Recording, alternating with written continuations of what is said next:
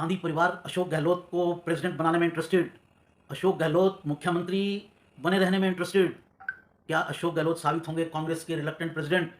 क्या कर पाएंगे एक रिलक्टेंट प्रेसिडेंट?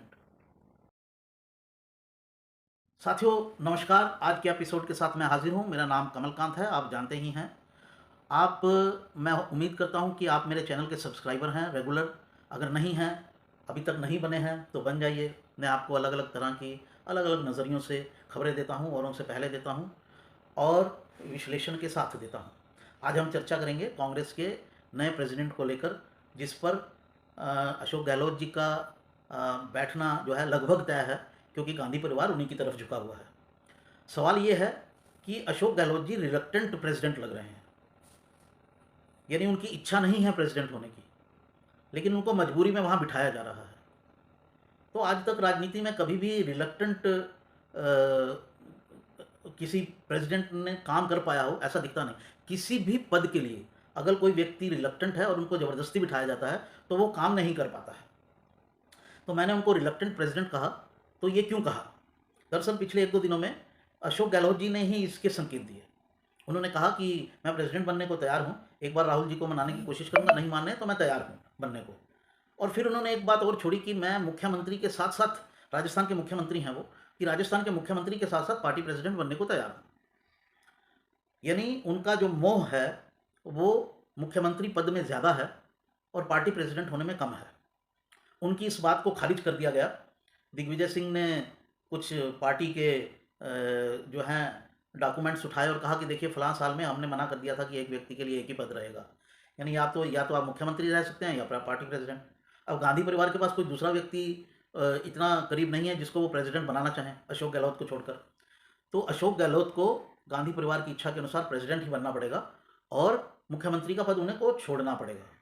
हालांकि ये हो सकता है कि मुख्यमंत्री पद पर किसी ऐसे व्यक्ति को बिठा दिया जाए जो गहलोत जी के करीब हो। और अगर ऐसा होता है तो सचिन पायलट का बगावत करना लगभग तय होगा, क्योंकि सचिन पायलट कहाँ के रहेंगे? पहले उनसे प्रॉमिस किया गया, उनकी अध्यक्षता में राजस्थान के चुनाव लड़े गए, जीते गए, उनको मुख्यमंत्री नहीं बनाया गया। बीच में उन्होंने बगावत की कोशिश की तो उनको विश्वास दिलाया गया कि कुछ किया जाएगा। अब अगर उनको छोड़कर किसी दूसरे को मुख्यमंत्री बना दिया जाता है तो सचिन पायलट का नाराज़ होना बिल्कुल तय है। तो हमारा मुद्दा था कि वो एक रिलक्टेंट प्रेसिडेंट है और निश्चित रूप से रिलक्टेंट प्रेसिडेंट ही रहेंगे। उनके कांग्रेस अध्यक्ष का पद हालांकि बहुत बड़ा होता है, लेकिन इस पद पर ना जाने की उनकी इच्छा का कारण ये है कि उनको पता है इस पद को करने वाला व्यक्ति होगा, एक तो वो खड़ाऊं प्रेसिडेंट होगा। खड़ाऊं प्रेसिडेंट मतलब जैसे भगवान राम के खड़ाऊं लाकर भरत ने राज किया अयोध्या पर, वैसे ही ये राहुल गांधी के खड़ाऊं लेकर जो हैं वो कांग्रेस अध्यक्ष का पद निभाएंगे। चलेगी तो राहुल जी की ही, अभी भी पार्टी की को डोमिनेट वही करते हैं। पद नहीं लेना चाहते हैं लेकिन डोमिनेट वही करते हैं, चलेगी उनकी। तो उनको राहुल जी के अनुसार चलना पड़ेगा और मेहनत करनी पड़ेगी। जितनी पार्टी की विफलताएं या हार होंगी चुनाव की, उन सब का ठिकड़ा जो है वो गहलोत जी के सिर पर फूटेगा। और जितने जीत होंगी, सफलताएं होंगी, उसका सेहरा जो है वो राहुल गांधी के सिर पर डाला जाएगा, राहुल गांधी जी को सेहरा बांधा जाएगा उसका। तो उनको मालूम है कि ये जो थ्रोन है वो ये कांटों से भरी राजगद्दी है। एक तो वो खड़ाऊं प्रेसिडेंट होंगे और दूसरा कांटों से भरा हुआ है। गालियां खाने के लिए ही उसको बनना है, तो वो ये चीज़ समझते हैं, पुराने खाटी राजनीतिज्ञ हैं, इसलिए वो इससे थोड़ी रिलक्टेंस कर रहे हैं, लेकिन मना नहीं कर सकते क्योंकि आदेश जो है वो सोनिया गांधी जी का और राहुल गांधी जी का है। तो साहब दूसरी बात ये, तीसरी बात ये कि पिछले दिनों जब गुलाम नबी आज़ाद और उन लोगों को बाहर किया गया, जो 23 लोगों ने अपना एक ग्रुप बनाया G23 के नाम से, उसका मूल कारण क्या था? क्योंकि उन सभी को ये कह दिया गया कि आप 60 साल से ऊपर हो चुके हैं, अब आपकी पार्टी में कोई उपयोगिता नहीं है। और इसी चीज़ के विरोध में कुछ लोग पार्टी से बाहर चले गए। कपिल सिब्बल चले गए, गुलाम नबी आज़ाद चले गए, बाकी लोग संघर्ष कर रहे हैं पार्टी के अंदर कि आप 60 से ऊपर हैं तो साहब आपकी कोई उपयोगिता नहीं बची है, यानी कि आप बूढ़े हो चुके हैं, बुजुर्ग हो चुके हैं, रिटायरमेंट की एज आ चुकी है। रिटायरमेंट की एज बीजेपी ने 75 साल रखी है राजनीतिज्ञ के लिए और कांग्रेस ने 60 साल कर दी। हालांकि ये भी कोई एक जेन्युइन एफर्ट नहीं है, क्योंकि अशोक गहलोत जी तो 71 साल के हैं। अगर गुलाम नबी आज़ाद जैसे समझदार व्यक्ति, और उनमें बहुत सारे लोग हैं जो बहुत समझदार हैं, जो भी G22 बना है और राजनीति के अच्छे खिलाड़ी हैं, और उनको सलाहकार के रूप में भी नहीं रखा गया और उनकी कोई पूछ नहीं हो रही है कहीं पर, तो फिर अशोक गहलोत जी कैसे एक एक्टिव प्रेसिडेंट होंगे? क्योंकि उनकी वो 60 से ऊपर हैं, अशोक गहलोत जी तो 71 से ऊपर हैं। तो यानी चीज़ों को अपने हिसाब से फिट किया जा रहा है, कहाँ किसको फिट करना है वो गोटी आप लगा दो, उसमें कोई रूल रेगुलेशन नहीं चलेगा। जो राहुल गांधी जी को पसंद है वो रहेगा, जो राहुल जी को पसंद नहीं है वो जाएगा। ये बात अशोक गहलोत जी के आने के बाद एकदम क्लियर और साफ हो जाती है। अगला प्रश्न एक ये उठता है कि बीजेपी जब 2014 में सत्ता में आई तो बड़े इफेक्टिव लोगों को जो है वो उसने अपना प्रेसिडेंट बनाया। ये व्यवस्था जो अब राहुल गांधी जी कर रहे हैं ये बीजेपी जैसी है, जहाँ पर एक पोस्ट के लिए एक ही व्यक्ति होता है, दो पोस्ट पर वो नहीं बैठ सकता। हमेशा बीजेपी का प्रेसिडेंट अलग रहा है और प्राइम मिनिस्टर का फेस अलग रहा है। 2014 में प्राइम मिनिस्टर का फेस नरेंद्र मोदी थे, तो पार्टी अध्यक्ष और थे। फिर 2019 में जब दूसरी बार पार्टी जीती तो जो पार्टी के प्रेसिडेंट थे वो अमित शाह थे, बहुत अच्छे स्ट्रेटजिस्ट माने जाते हैं। 2014 में उन्होंने पार्टी को यूपी में बहुत बड़ी जीत दिलाई।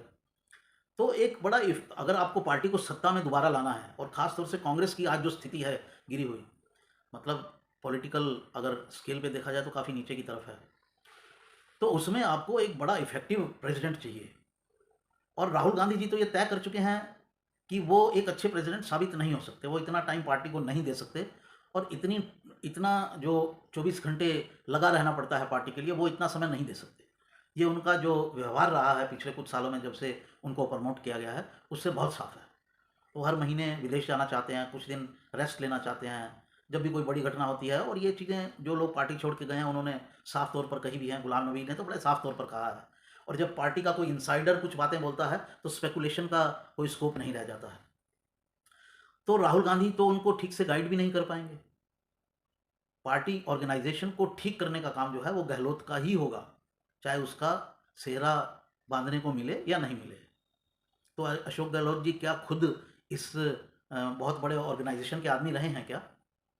हालांकि उन्होंने राजस्थान के लिए एक दो बार चुनाव जीता है, लेकिन वो पिछले चुनाव में उनको पार्टी का प्रेसिडेंट नहीं बनाया गया था। और पार्टी के प्रेसिडेंट का, राजस्थान पार्टी प्रेसिडेंट जो था, जो पीसीसी थी, उसके अध्यक्ष थे सचिन पायलट जी। और वो चुनाव सचिन पायलट जी ने ही जिताया था अशोक गहलोत जी के विरोध के बावजूद। लेकिन जब मुख्यमंत्री बनाने की बात आई तो अशोक गहलोत जी को वो पद दे दिया गया। तो जो व्यक्ति एक स्टेट में चुनाव जिताने पर जिसको आप विश्वास नहीं कर रहे हैं, अब मजबूरी में आप उसे राष्ट्रीय अध्यक्ष बना रहे हैं, और वो रिलक्टेंट हैं इस पद के लिए, वो नहीं चाहते हैं। और अब उन्होंने ये फार्मूला दिया है अशोक गहलोत जी ने कि अगर मेरी मर्जी का कोई चीफ मिनिस्टर बनता है राजस्थान में तो एक फार्मूला ये है, अगर ऐसा होगा तो राजस्थान पार्टी में बवाल मच जाएगा, सचिन पायलट इसको बर्दाश्त नहीं करेंगे, पहले ही उन्हें इग्नोर किया जा रहा है। अगला मुद्दा जो अशोक गहलोत जी के पक्ष में नहीं जाता है, उनकी जो नीति है, वो जो बोलते हैं, वो जो अपनी बात रखते हैं, वो सीधे सीधे एंटी हिंदू है। आप उसे कम्युनल भी कह सकते हैं एक नज़रिए से, आप उसे सेकुलर भी कह सकते हैं कांग्रेस के नज़रिए से, लिबरल्स और लेफ्ट के नज़रिए से आप उन्हें लिबरल भी कह सकते हैं। अगर हिंदू दृष्टि से देखा जाए तो आप उन्हें मुस्लिम प्रस्त भी कह सकते हैं और हिंदू विरोधी भी कह सकते हैं। ये कैसे? पिछले दिनों 2 साल में जो राजस्थान में हुआ, जिस तरह से वहाँ कन्हैया लाल की हत्या हुई और उसको भी उन्होंने आम घटना बताया, जिस तरह से मस्जिदों के जितने मौलाना है उन्होंने हिंदुओं को धमकियाँ दी, उन्हें गिरफ्तार नहीं किया तो एक दिन में छूट गए, इतने हल्के आरोप लगाए कि जो धाराएँ हैं वो लगाई। और उसके अलावा भी वहाँ कम्युनल टेंशन लगातार बना हुआ है। सरतन से विदा के नारे वहाँ आम चल रहे हैं। मुस्लिम वहाँ बहुत बड़ी संख्या में नहीं है, इसके बावजूद वो हिंदुओं को धमका रहे हैं। तो अगर वो कुछ भी भाषण देंगे तो अब तक उनकी वो हो या ना हो उस पर हर हिंदू की नज़र रहेगी। हालांकि कांग्रेस ये साफ कर चुकी है कि उसे बहुत ज़्यादा हिंदुओं के वोट की परवाह नहीं है, मुस्लिम वोट कंसोलिडेट होना चाहिए, वहाँ पर गहलोत जी फिट बैठेंगे। वो ऐसी ऐसी बातें बोलेंगे कि जो अल्पसंख्यक वर्ग है, अकलियत है, वो खुश रहेगी, उनको बहुत सम्मान देंगे वो। तो साहब ये कुछ कारण है जिससे वो एक रिलक्टेंट प्रेसिडेंट साबित हो रहे हैं, और कांग्रेस के लिए एक ऐसे व्यक्ति नहीं है जो कांग्रेस को बेनिफिट दे पाएंगे, असेट साबित नहीं होंगे, वो मोर ऑफ ए लाइबिलिटी साबित होंगे। उसका सबसे बड़ा कारण होगा वो रिलक्टेंट है। और वो उस पद पर नहीं बैठना चाहते हैं जिस पद पर उन्हें ज़बरदस्ती बिठाया जा रहा है। तो साथियों, ये था मेरा आज का एनालिसिस। कोई कांग्रेस में नया प्रेसिडेंट आने के बाद मुझे कोई बदलाव होता कोई विशेष नज़र नहीं आ रहा है। आप मेरे इस वीडियो को लाइक कीजिए, शेयर कीजिए, सब्सक्राइब करने की अपील मैंने आपसे ही की है, पहले भी की है।